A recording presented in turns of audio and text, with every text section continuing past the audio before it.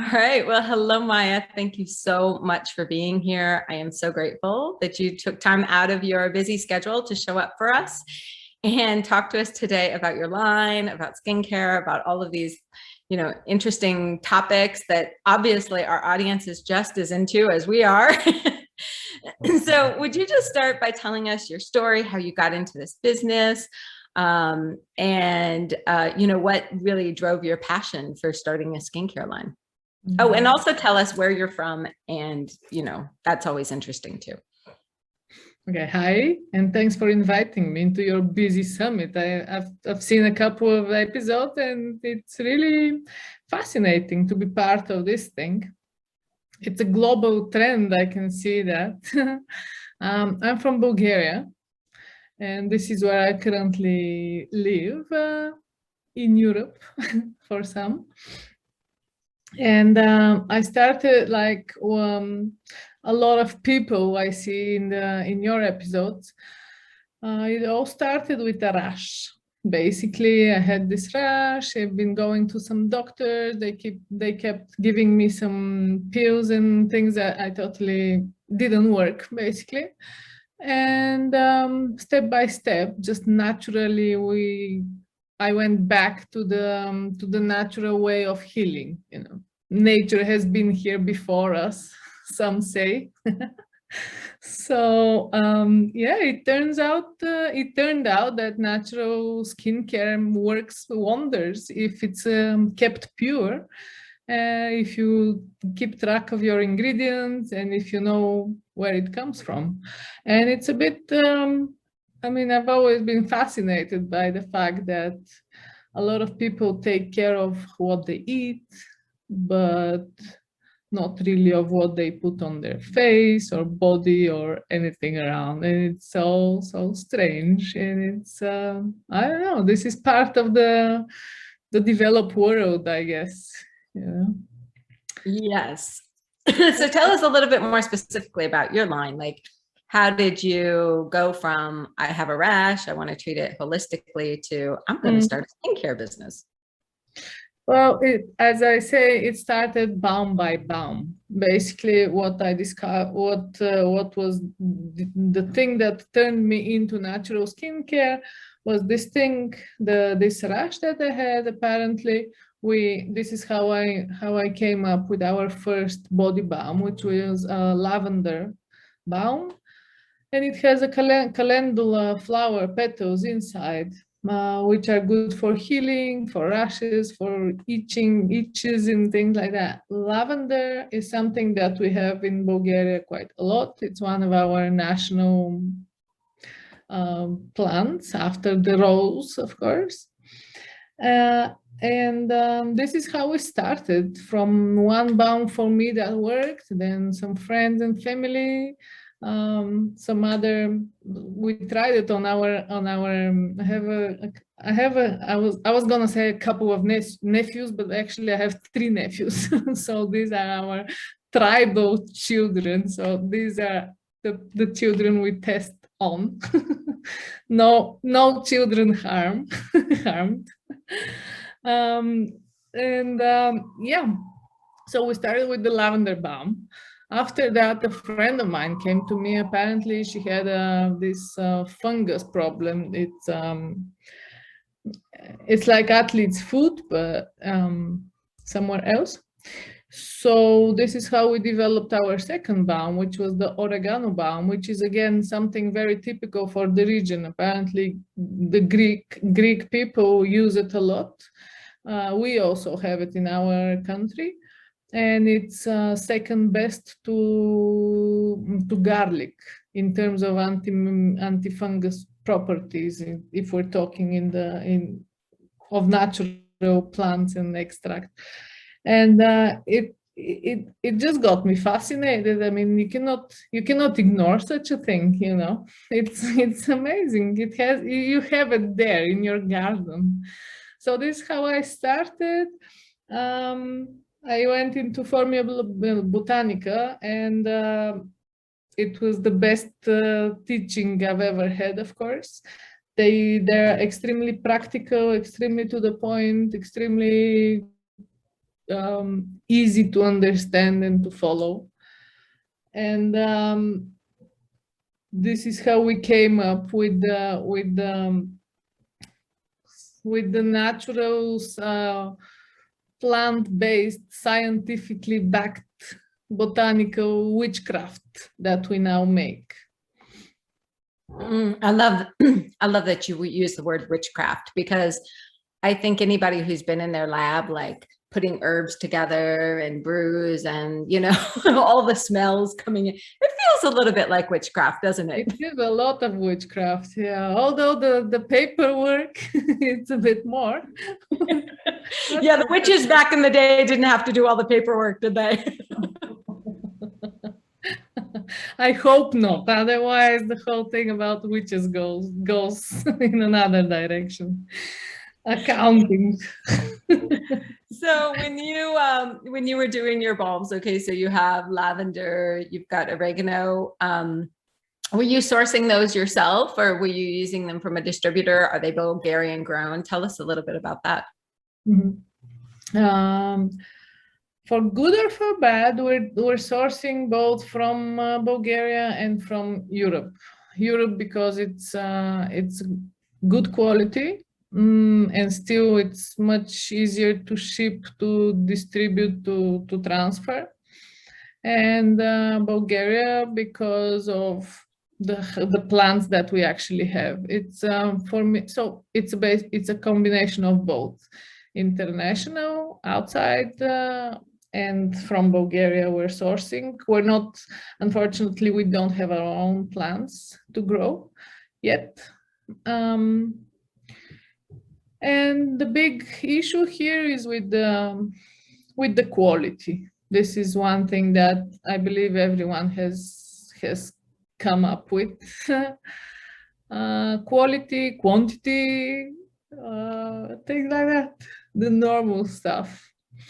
But yeah, the other day I actually found one, like for example, lavender we export, and I think in 2015 Bulgaria got #1 before France of producer of lavender, which is like, you know, excuse me. But the thing is, we export the actual plant, and then someone else makes it into essential oil, floral waters, whatever. And the other day I found this Bulgarian ingredient produced in Bulgaria, shipped to the USA, and now I wanted to buy it from them. I know it's pure, I know it's good, organically certified and everything. And then again, it's, you know, this global transport comes into mind. So it's a tough choice. I don't know, advise me. So are you saying that the lavender is grown in Bulgaria? It's made in Bulgaria, then it ships to the US, and you would have to buy it from the US and have it shipped back to you? Yeah, not the lavender, but another Bulgarian ingredient, yes. Yeah. Wow. Nice, right? You see the issues that we come up against when we're doing these small independent skincare brands. Yeah. That's really, yeah, that's hard. Yeah, exactly. What bothers me is it's a what's called, not a tree, but a shrub. And it grows really easily everywhere in Bulgaria, but no one produces anything of it, you know. So basically, what I'm gonna pay for it, for a little sample, I'm paying for the transport. I'm not paying for the production as much. But no. Yeah. Okay, so we are going to get back to all the ingredients. However, I think you brought up a really interesting point in how the world has changed and the sustainability of different ingredients, because it is very sad when something is grown in your own country and yet you're not able to source it in your own country, because the value of these ingredients has often been lost within the places where they are grown themselves. And I think that's, you know, the same story that some other people were coming up with was like, yes, it is grown in my country. Yes, I could source it in my country, However, I can't source it in my country, right? Because it's being sent to another place, or I get to buy it from someone else because no one's producing it and they're not doing anything with the ingredient. Mm-hmm. The other day I had this conversation with the producer of, apparently we have green clay, which France is very popular with. And we have our own, and it's really, really rich in a lot of minerals, and it's really good. And again, when we're sourcing, we want to make something with that. And the guy said, yes, I have, you can buy, but I cannot give you the documents. Like, what do you mean?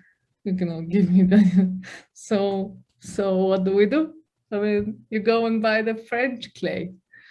This is what really bothers me, sustainability, as you said, is a good thing, but then I have to go and get my own clay from my own land and prepare my own documents and send it to analysis, and hopefully they'll do an analysis of a smaller quantity and so on and so forth. So I hear this conversation about sustainability a lot, and I just have so many questions coming up, restrictions, requirements, the shop requirement, our products to be locked nicely so that no one, they make sure no one puts in their finger, but then you have to wrap it with plastic, you don't wrap it with paper and things on and on. And like, okay. Yeah, I think there's two things that I think about here is one, regulation is great in one sense, right? We want to ensure that the products are safe. However, it's very expensive to meet regulation, right? It's just like we were talking about with organic, getting an organic certification. I know that I personally, with my brand, cannot afford to put an organic seal on my brand. People just have to trust me that I am choosing organic ingredients and the highest quality ingredients I have. And it's the same thing for somebody like this guy with the clay. He's like, yeah, I'd love to sell you the clay, but I can't go through the process. I'm not going to spend all the money to make sure that you have the proper documentation. And I understand, just like we were talking in another one about how the clay is made, and is it, sun-dried, or is it dried in the oven? Is it irradiated? All of these things. And the documentation in that sense can be important. However, it's also limited the way that we get to source ingredients from our own local areas. And that is something it's a difficult trade-off, right? Yeah. And as the restrictions get tighter and tighter, it gets more difficult for small producers to be able to meet these requirements so that we can just make our products. Now, of course, in the US, it's a big free for all. We don't have the requirements you guys have. We don't have to provide the same. I mean, we get to have documentation. Not yet. Not yet. No, I mean, I think it will take a very long time for the FDA to catch up. Yeah, it's just not. We're not on their priority list. Skincare products, as long as you're not as long as there's not a lawsuit against you. The FDA is less concerned about, or you're making false claims. They're much more concerned with whether we make false claims than if our products are safe. But that's another thing, because once we were attending this gathering, let's say brunch, business brunch or something, and we were just talking that what we do is something that people cook with. So we use coconut oil, we use even shea butter. You can use the argan oil is absolutely edible. And while I was talking, one of the people there just got a spoon and tasted one of our creams, and I was like, okay, but it's not for for eating. I have no idea how it tastes, And he goes like, it's good, but it needs some sugar. I'm like, okay, I'll put sugar in, no worries. So in this state line of thinking, it's important about the claims. We've seen a lot of people saying absolutely hilarious things about their product, so it's not a good thing. No, I agree. I Like, love it when people ask me how, because we have one geranium, for example. Do you say geranium or geranium? geranium. Geranium. Geranium. It's one, it's one extremely famous flower in Bulgaria as well. It's on every house. Every grandmother has it, and we use it in jams and so on and so forth. So we have this not anti, but night zero with geranium, and I forgot. Claims. We were talking about claims. Yeah, sorry. Yeah, about this claim, it has active ingredients inside. It's really, rejuvenating, and people asked me how many years will they get off from their age if they use that. Miracle workers. We're miracle workers. The first time I was a bit shocked, and then I just started saying, well, I don't know about you because, skin is different. So everyone is different. But me, for example, I'm 75. So plus minus 20 years, I would say. Depends if you hydrate yourself, if you drink a lot of water, if you don't smoke and don't drink. But yeah, false claims is dangerous. That's that's a fact. Yes, it is. It is. Okay. I know I get to get back on track in a second here. Geranium jam, like with the flowers? No, we put it in the jam. Wow. We make a jam of I don't know, some strawberries or raspberries, and we put a leaf of it inside. But when I was a child, I used to totally dislike that because out of the jam comes out this like a water grass, what's called? Weed, seaweed. And you don't really eat it, but apparently, but it does have this smell that, I don't know. Does it change the flavor of the jam? Just a bit the smell, not really yeah. You can try. I think I might have to. That's very interesting. You know me, I will try anything. Yeah, but I would advise if you chop it nicely, so it's you not don't seaweed pulling you out of don't the get jam. that experience, no. Okay, all right. So let's get back on track. Here we are. Your product line. Tell us what products you have in your line and what, so you make balms. So let's first of all talk about the base of your balms. Are all the bases the same? Do you change the base? And what are you using as the base? We started with body balms because they were really working. We started with the lavender, oregano. We have a sore nose balm, and more or less the base is the same, but it's different for each one. We do use beeswax in there, which is the only animal thing we use, only animal ingredient.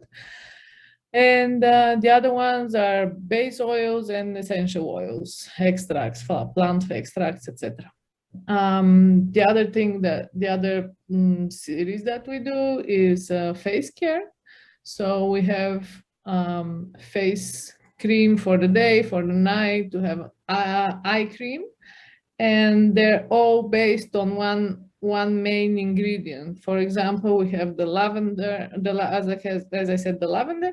In the face creams, we have a lilac, we have vanilla, we have the carrot eye cream, the geranium serum. So they're all, the focus is one plant, as traditional as it could be, but not necessarily. Vanilla we don't have in Bulgaria.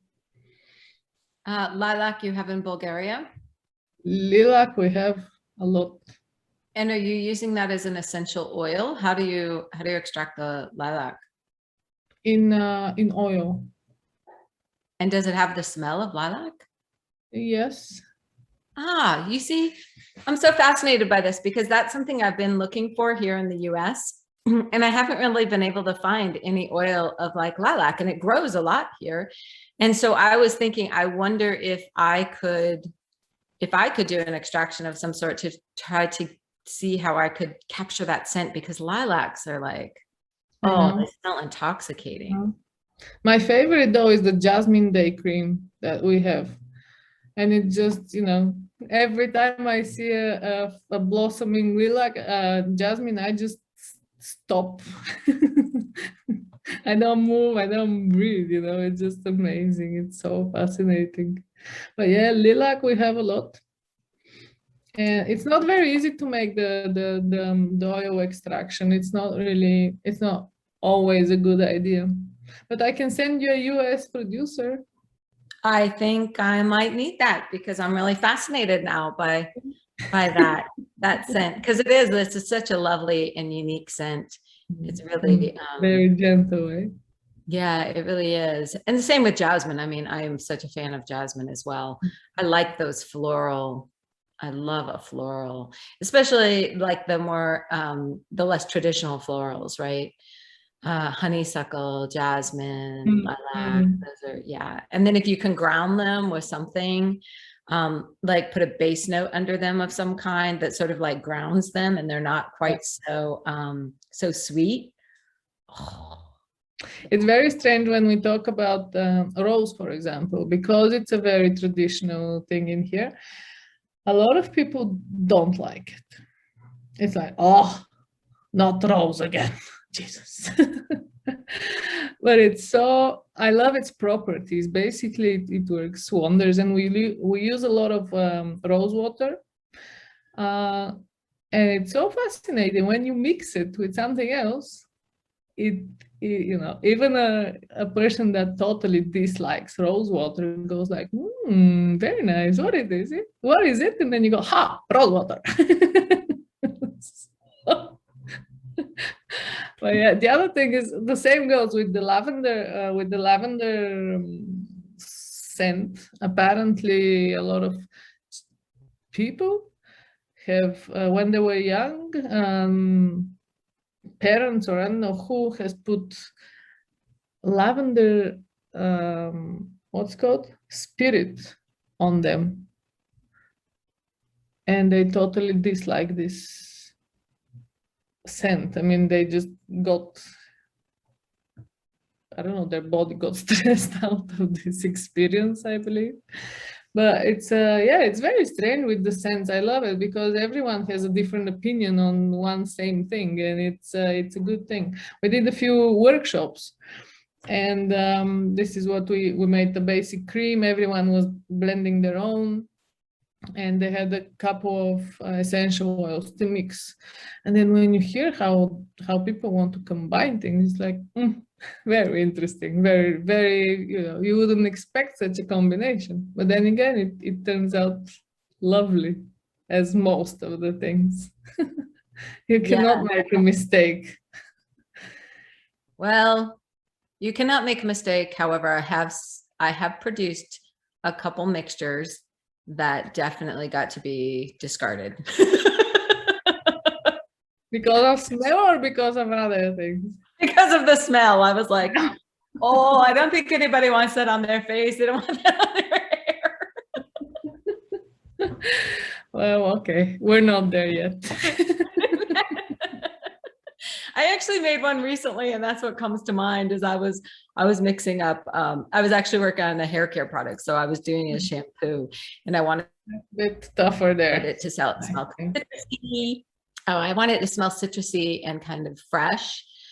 And I want to say that I was messing around and I mixed like lavender with lemon and something else, and it just really ended up smelling awful. No. Like my particular mixture was awful. It just smelled like it smelled like disinfecting. Like that's something disinfectant. For nowadays, it should work. If I wanted to spray it on a surface and clean something, it probably would have been good. There you go. Maybe not on somebody's face or hair, though. It's okay. Okay, so your balms, you said you use beeswax in them. Beeswax is actually, I understand that it comes from animals. However, it is actually a really useful ingredient in capturing and keeping the balm on your skin longer, and also kind of creating that protective barrier so that moisture stays in. So I think it's a little unique as an ingredient that way. What are some of the other like oils or butters that you chose to put in your bases? Well, what I found recently is this, I told you about the argan oil. Apparently, for cosmetic purposes, all the argan oil is without any smell. What we started using is argan for food grade argan, which is smoked, and it smells amazing. Just, you know, I make myself a salad and I sit there like an addict, you know. It's fascinating. It's amazing. I cannot believe it.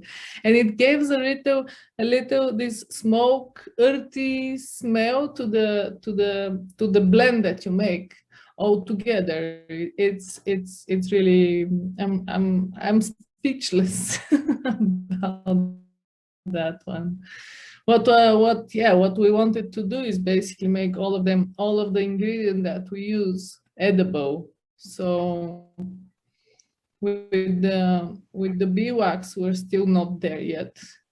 With the creams, with the wall face, we're not there yet. It's a bit difficult not to preserve and this and that, but this is something, you know, this is something that we're working on. My connection isn't. Yeah, we're getting you. I think it's okay. I'm still hearing you. Yeah, I like the idea of everything being edible, and I have never heard of edible argan oil. That is also something very exciting. That is not something I've come across here at all. That will be right. You just have to try it. Apparently, the cucumber sucks out the aroma, but other ingredients, it's amazing. Wow. Okay, so you love argan oil. Mm-hmm. You love lavender. You love oregano. Mm-hmm. You love lilac. You love jasmine. What are some other ingredients that you love? Other ingredients. I love rosehip oil. This is something I find like a must, despite the smell. It doesn't smell as tasty, as nicely as a lot of people imagine, but it makes wonders. I'm just a fan of rosehip oil.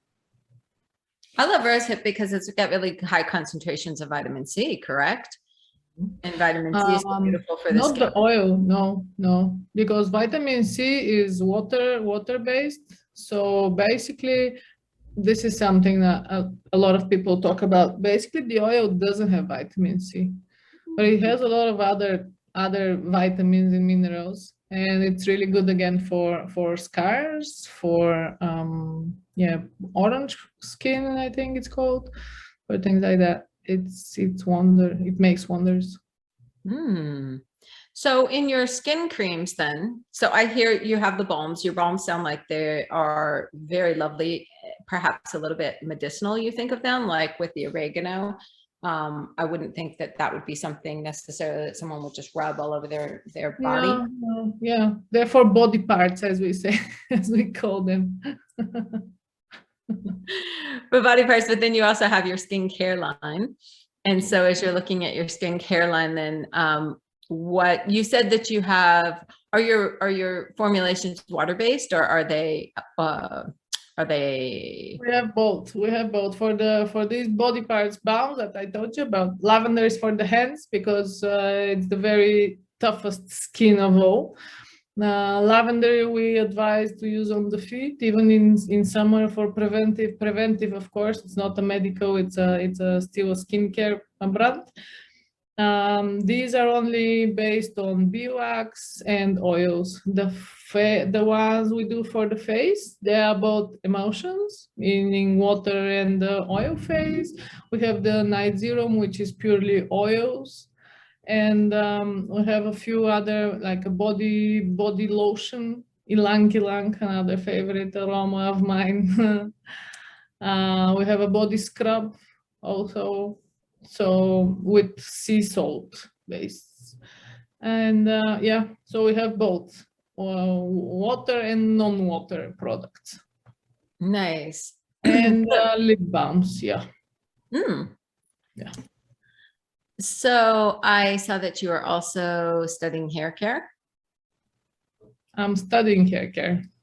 Yeah. So talk to us a little bit about why you're thinking you'd like to add hair care to the line, and also what are you thinking, like what is your idea about hair and what you can offer to that?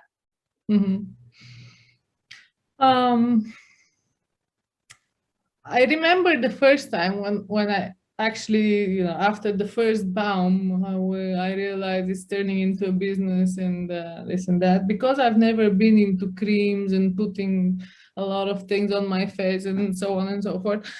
I thought I wanted to make like a closed circuit, something for the body, something for the hair, something for, something that a pack of items that are suitable for you to, you take them and you can go anywhere, whether it's camping or a hotel, 5 stars, 7 stars, whatever.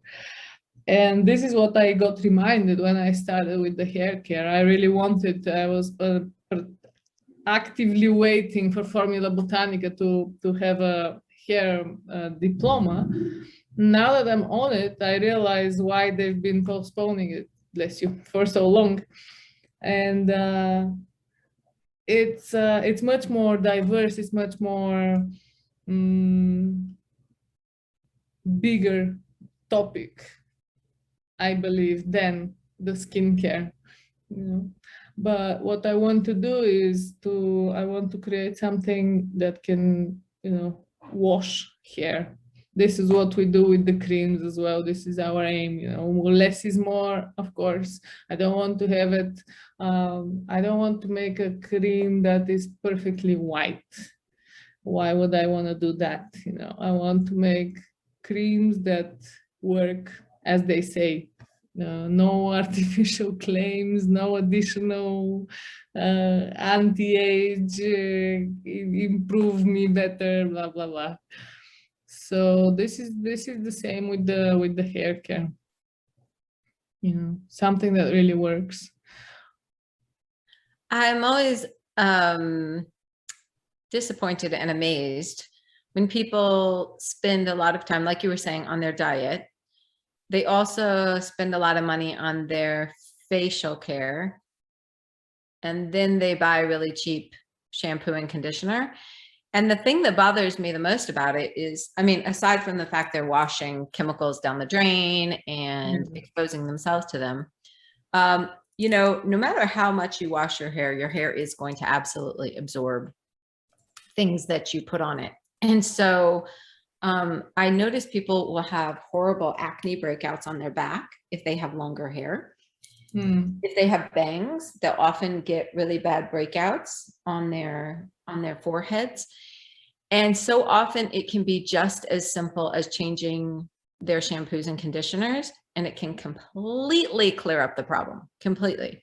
Because as you were saying, shampoo and conditioner is a much trickier formulation, especially when it comes to preservation. Most people just don't bother. Yeah. Most of the industry doesn't bother. They're like, you know what? It's too complicated. It takes a lot of, it is expensive to change the formulations. It's expensive to do the research and development. And so I feel like, one of the biggest disappointments for me has been some companies that people really trusted over the years, that they really thought were like, companies that were good, like Aveda. Aveda, I remember when I was working with them, yes, once upon a time, they were this company that was one of the few in the industry that were really pushing hard to have really clean products. And then, a couple of years ago when I was working as a hairdresser and I had the opportunity to work with some of their products, I was pretty disappointed in the fact that they had not innovated as far as I would have liked them to in hair care. And so that's why I get really excited when I hear other people venturing into the hair care side of things, because it is really it is still an area that is, yeah. It's a difficult one. I mean, with the skincare is the same. Every woman says that she has a specific skin, No, not a single lady would say, I have a common skin, If you talk to people, they are all specific. And with the hair, I think it's an even bigger issue.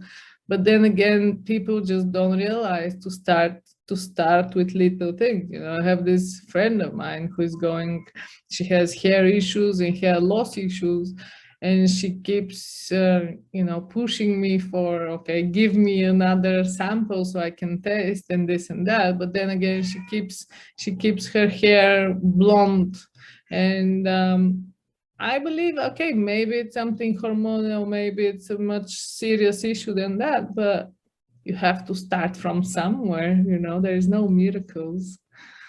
One of the things that I specialize in my salon and spa is hair rehab. Like, that's literally what I call it, is hair rehabilitation. You must be busy then. I am, and I'm not perhaps as busy as I feel like I should be, because people are funny about their hair. They don't want to change their habits. When I tell them, like, okay, so we probably need to change the way that you're interacting with your hair, sometimes they're like, oh, well, I guess it's just going to keep falling out then. And I'm like, okay, I think we could have better solutions. We are getting better in the industry. There's better products now for coloring hair. So I do think that there's options for people now that there weren't before. Like, 15 years ago, there were maybe 2 or 3 color lines that specialized in even non-peroxide, ammonia-free hair color, right? That was really pretty rare back in the day. Now, now most companies have some kind of ammonia-free line that they provide. However, still, one of the things that I tell people first thing is, like, let's just change your conditioner and shampoo. And literally just changing conditioner and shampoo it can completely cure their problem. I'm like, now your hair is not falling out anymore. So don't buy the really cheap stuff in the grocery store. And unfortunately, I would love to say that the salon brand stuff is better than grocery store stuff, and that is not always the case. And that makes me really sad that people think that they're doing something really good for their hair. They're spending, $30, $40, $50 a bottle on a shampoo, and really it's not that much better than what you could find in a Walmart. And that makes me sad that the industry does that to people. It's very strange that people treat their bodies as separate. I mean, hair has nothing to do with the face, and the face has absolutely nothing to do with the body. For the body, our experience is that it has to be I don't know, at least a liter or a kilo or something, and it has to be cheap. It has to be really cheap for the body. For the face, that's a different story. For the hair, it's a third story. Come on, people, it's all the same. It's a circular thing. It's a circular environment, It's funny, and I wonder if that's just because this is what we see when we look in the mirror. We always think that this is what people see first. Of course, people also see our hair, right? I mean, hair is a great expression. You would think that people would be a little bit more serious about their hair, but I think maybe hair is also a little more resilient in some ways. Yeah. However, I just think we know that graying of hair also is correlated with stress. And it doesn't necessarily just mean it doesn't necessarily just mean stress in your life. It could also mean like external stress that you're putting onto your system. And when you are putting all those chemicals into your follicles, and then you're expecting your follicles to grow like this beautiful, great, hair, then it can put a lot of stress onto them. It's also genetic sometimes. And there's like anything else, like there's, genetics, epigenetics, there's different factors that go into gray hair. However, we do know that the least amount of stress you can put on your hair, then the less likely you are to be at least prematurely gray. And so, yeah, shampoo and conditioner is pretty easy. We can't always do everything about the stress in our lives, and the circumstances around us is harder. However, improving the products that you do put on your hair can make a huge, huge impact on it. Absolutely. Yeah, we have to love ourselves from inside and from outside. You cannot expect otherwise. No, and we spend money on such funny things sometimes, and then we don't want to spend money on our own bodies, right? Yeah. Whereas, you know what? We can buy a new car, we can buy a new phone, we can buy a lot of new things. We don't get to buy a new body. Yep. That's it. This is it. This is the only one we get. Our own temple. Our very own temple, and we get to be responsible for caring for it. Absolutely. Yeah. So, okay. So we're talking about hair care. Let's go back again to your line. So you would like to come up with some sort of cleansing product. Where are you leaning right now? Are you thinking it's going to be like more of a water-based thing? Will it be a shampoo bar? What's kind of inspiring you right now? I love to do the soap bar, the shampoo bars, but now I'm currently into liquid shampoo, basically, because I see a lot of products on the market that state that they are shampoos, and what disturbs me is that they are basically soaps. So I'm very into pH level, and the more I read, the more scared I get about that. A lot of brands started doing soaps, like traditional soap, whether it's warm process or hot process or cold process. It doesn't matter. It's just that the pH there is much higher than for creating hair products. And then from there, they just said, this is for the hair. And I did try quite a few, and it's a no-go for me. It's so it's a little bit difficult to place on the market, but on the other side, it's very easy to travel with it. It's a hard bar shampoo, but yeah, it gives you a lot of the liquid one gives you much more opportunities, much more options for ingredients to put in. So basically, what I would like to do is not much of a maybe a conditioning shampoo, like to begin with, that does well on your skin, on your head, and we'll see from there on, I guess. But yeah, a lot of, different hairs, different opinions, and everyone, my sister has curly hair, extremely curly hair. So she goes like, do a mask. She has very dry hair, so let's go with a mask. Another one with extremely straight hair goes like, do something for curls, So it's endless. What I want is to start with something basic, something that really works, something that you go in the bath, you wash your hair, and it's clean, and you don't have to do it next day again.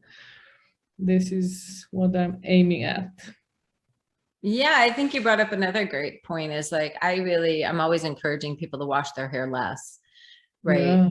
Most hairdressers now will tell you, like, you really shouldn't wash your hair more than once a week. Now, the jump from like getting people to washing their hair every day to once a week can be a little bit of a process, because it takes time. It does. It takes a little time for your hair to adjust. However, hair is just like skin. We've talked a lot about oils for your face. Well, it's the same with your hair. Like if you strip all that oil out of your skin, your hair will produce more oil, right? That is just a fact.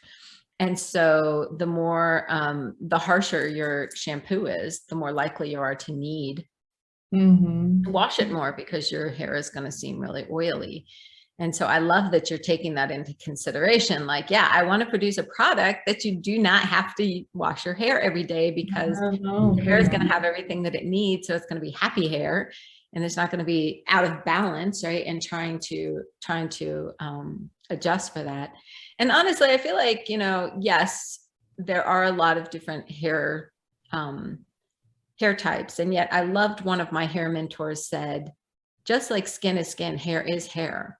So yes, there are variations of needs, but just like skin, hair is either out of balance or in balance, right? And so all of these things that we think of as types are more just like balancing out the needs of your hair. So if hair is dry, it might be dry because of the texture. It might be dry because of the curl. So, you know, oil is not going to come down a curl as easily. It might be dry because you're washing it too harshly. There's all these different factors. However, at the end of the day, it's important that your hair is dry, right? And that then we get to put more moisture on your scalp, right? Or if your hair is oily, it could be oily for a lot of reasons. However, at the end of the day, we're ultimately bringing all of these different things back into a balance so that, you know, you're living this balanced version of your body, right? Like the optimal way your body can operate. And so hair, I think, like is the same. I also have been playing a little bit with hair products now, and that's really fun too, is like the idea that when you put a product on your hair, it could actually be improving the quality of your hair, not, you know, making your hair worse, because so many salon brand products are like, they are bad for your hair. And that's just amazing to me that for years we have been sacrificing the quality of our hair in order to have our hair look a certain way. Exactly, for the temporary beauty. Yeah. Yeah, we're working with this with the hairdressing salon, and they want us to develop products for them. It's very tricky because on one hand, you know, the hairdresser knows what he wants and how he wants it, but on the other hand, he's been using these products, professionals, as you say, and when you read the ingredients, it's like, I'm like, no way, we don't do such things. You know, there are no alcohol, there are no silicones, there are no this and this and this. It goes like, yeah, but it feels really good on the skin, on the hair. I'm like, well, okay, it might, it might. I'm sure it does for the 5 minutes that you're working with it. I am okay with that, but we don't do it. So it was a bit of, you know, back and forth. And yeah, we're moving, we're making a process. Today we had a meeting. So it takes time for people to realize why the natural doesn't react, doesn't feel like the, you know, industrially produced something, whether it's silicone or alcohol, or, you know, he wanted one thing that I wanted to put on the head, and I want to feel like an explosion. I'm like, are you sure that everyone wants to feel that on their head? You know, I wouldn't.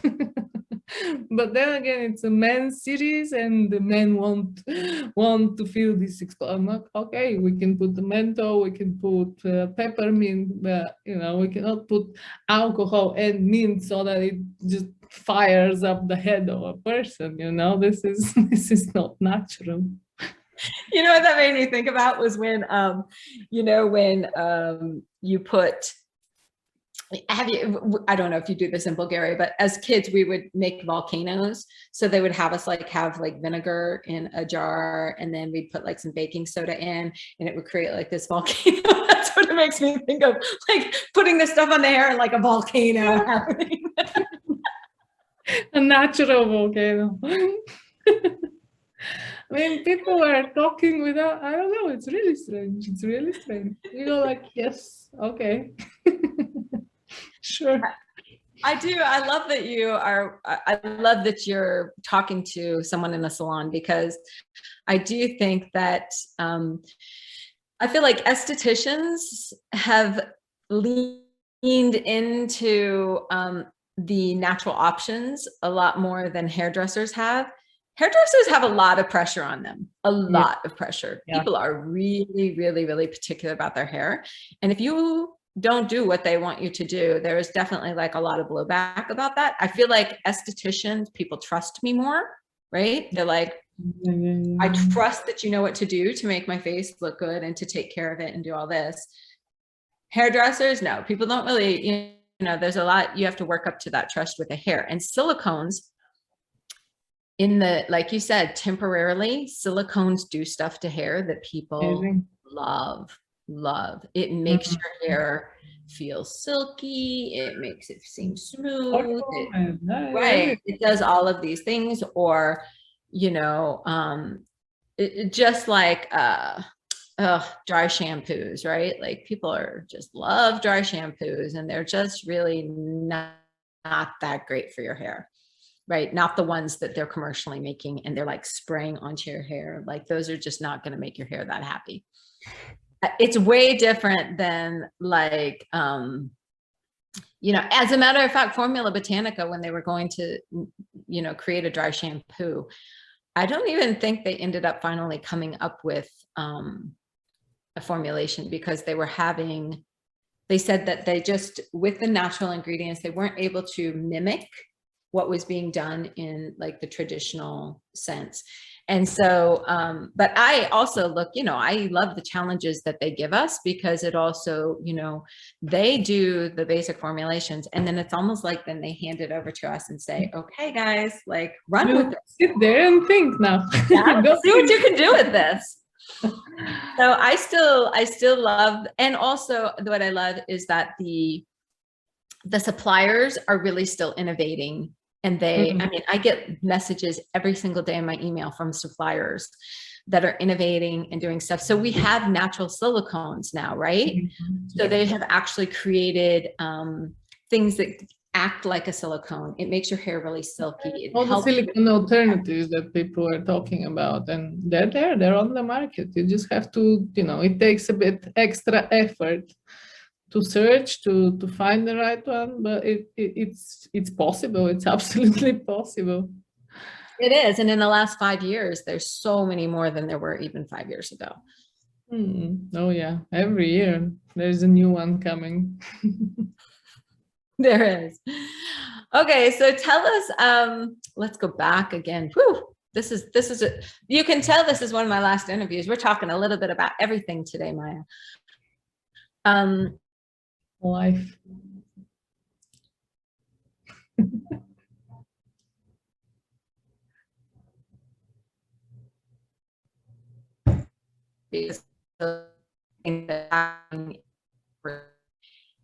Oh, now my connection is unstable. Hold on a second here, guys. Now I hear you. Can you hear me now? Okay, so let's talk about your packaging of your products. What have you done with the packaging? What haven't we done? What we haven't done. Ever since the beginning, we try to minimize it. We try to keep it to an absolute minimum. I'm totally against having a lot of secondary packaging, third packaging, you know, 2-layer jar in a 3rd layer pack, just because it sells better. So we started with aluminum and glass. Basically, these are the two packagings that we use. Through the years, we changed from this and that. Now we're moving more into jars, glass jars. But yeah, these are the two that we keep on using. So when you're using aluminum, you're using that for the enclosures, like the closures of your jars. The closures of the jars are different. The alu jars with for the bounce, we can use them. We use the jar normal, and for the glass jars, we're different closures. One is with the pipette The other one is with the pump. The third one is with the lid. They all come together, packed. They have the documents. So one way or another, we can't really diversify much. Is aluminum, is that easy to recycle in Bulgaria? Aluminum in general is easy to recycle, yes. In Bulgaria, I don't want to go into that topic. It's a really hot topic for me. Not only the recycling, the emissions, the cleanliness of the air in Sofia, and so on and so forth. It's really, yeah, it's a challenging topic. I also live in a place where recycling is not, I mean, honestly, so I live in a place where we as a community have chosen to get a recycling container. However, in my area, there's maybe cardboard, maybe, and there's basically no recycling. And so that is something that, we've championed for and talked to our area about. However, I think that this is also an important conversation because glass, people can come up with interesting ways to reuse it. Yeah. And I find that when people are using glass, so we've had some really fascinating conversations throughout this whole summit about sustainability and packaging and shipping and all of these different aspects of how we choose what we're going to use. And glass, I have found people tend to reuse and are not as likely to just throw out, right? So if you have a place where there isn't recycling facilities, I personally have found that people are more inspired to actually reuse glass. It's not as natural for people to just throw glass out for some reason. And I feel like they just, when they see it, they're like, oh, this is actually a useful little container. Let me wash it out and use it for something. I can put spices in it. I could put, pins in it, like little push pins. The same goes with the aluminum jars, because a lot of people use it with the pins, the buttons. We had so many requests in email or in the chat or Facebook or whatever. Excuse me, where do you buy your jars from? Like, are you serious? Buy some creams and you get the jars for free. You can use them afterwards for your pins. Oh, yes. And then, did you say, so are your products only sold online? Do you sell them in any sort of retail establishments, or are you mostly just online through your website? We sell them online. A lot of people ask us if we're gonna open a store, and we're still not there yet. I think it's a totally different business to take care of. So other shops sell us. We started selling via distributor in the States now recently. People in Germany are very interested in our products, and we have some cooperations with a beauty box there, and this is how it all started. But mainly Europe, yeah. So your products are available in the United States. Is the distributor, are they distributing to stores, things like that, or are they a distributor? I think they're online because they're a new one. They started recently. They have a collection, a very decent collection of Bulgarian brands. They got us together, and I wish them all the best. I really enjoyed working with them, so we'll see. Maybe we get. Yeah, that is great. Maybe I'll get that link from you, because people in the US, it might be cheaper for them shipping wise, right? To order from your distributor, to order directly from you. So I'll have you, at the end of our interview, I'll get that information from you so we can pop it right into the email that we send out. And speaking of the end of the interview, here we are, coming to the end. So we're going to recap real fast. And the 3 questions I ask everybody at the end, just in case anyone wants to make notes. Products, ingredients that you love, ingredients that you will not put in your products. I think you've probably covered both of these, but we're just going to recap. And then lastly, share your favorite skincare tip or two. Okay, so ingredients that I would put are, I guess, all the floral scents like jasmine, lavender, lilac, and etc. The ones and rosehip, despite the aroma.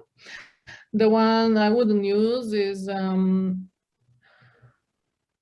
not natural ingredients, like as we spoke about silicones or even lanolin or animal ingredients as well. And the number one skincare tip I would say would be sleep. Do you know, Maya, you are, I think, the first one maybe to really say sleep. Yeah. Which is funny because to me, essential. it is. I mean, I cannot lie. Our geranium night serum will not take 20 years off. What can I say? Sleep might. Sleep might. Yeah, you know, I think I take that for granted so much. I don't even, it didn't even occur to me to mention it. And I'm so glad that you did, because I think that sleep can do wonders. Yes, it is. Yes. It's so nice talking with you. You too. And on that note, Maya, thank you so very much for being here. I am so grateful for you taking time out of your schedule and sharing with us. As you all can tell, Maya and I laugh a lot together, which is really fun. we can keep it off record. Continue our talk about hair care. Yes. Thank you for inviting me. It was really a pleasure. Thank you so much. And we will definitely talk soon.